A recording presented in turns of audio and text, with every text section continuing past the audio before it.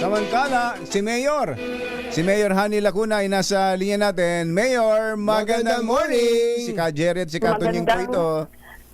Magandang umaga po, Katunying at Ka Jerry. Magandang umaga po sa inyo mga taga-subaybay. Ang Maynila ang host ng isang malaking event na ito. Kumusta po ngayon ang monitoring nyo, Mayor?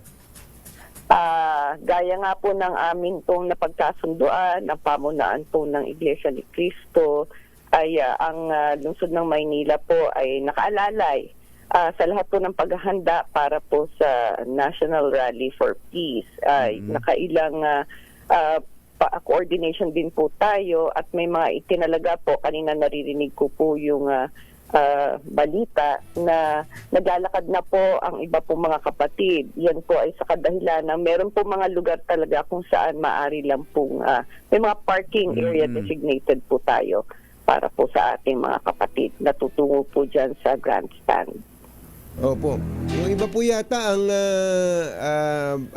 ginawa ay nag-LRT. Marami po yatang nag-LRT.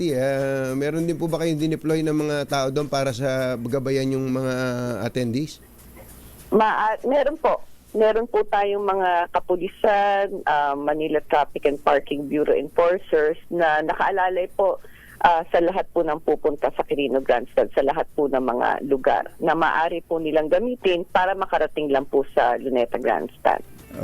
Napakarami ho nito. Dito pa lang ho sa kaninang madilim pa dito sa paligid ng CCP complex, ang dami na hong nakapwesto rito at naglalakad na papunta dyan sa Maynila, papunta ng Quirino Grandstand. So sa monitoring ninyo wala naman hong problema, Mayor, sa mga habang papalapit yung mismong programa ng Peace Rally.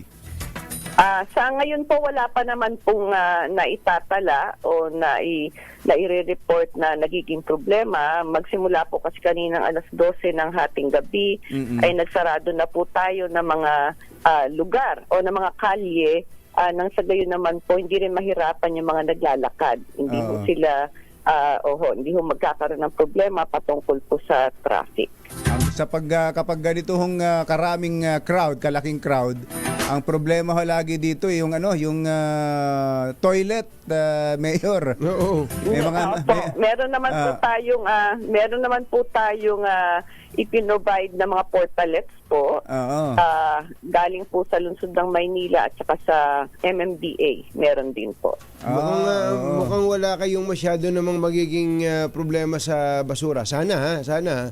Dahil matindi pala ang instruction sa mga kapatid at may mga kanya-kanyang dalang basurahan Opo, yun po ang nakarating din po sa amin na nagbigay din po ng paalala na magdala po ng sarili nilang panghakot ng mga kalat po nila. Nang sa gayon po ay tulong-tulong po lahat para masiguro na malinis po pagkatapos po ng National Rally for Peace. Opo. Okay. Mayor, marami po salamat. Ingat po kayo, Mayor. Monitor din po kami. Thank you po. Opo, salamat. Manila Mayor Honey Lacuna.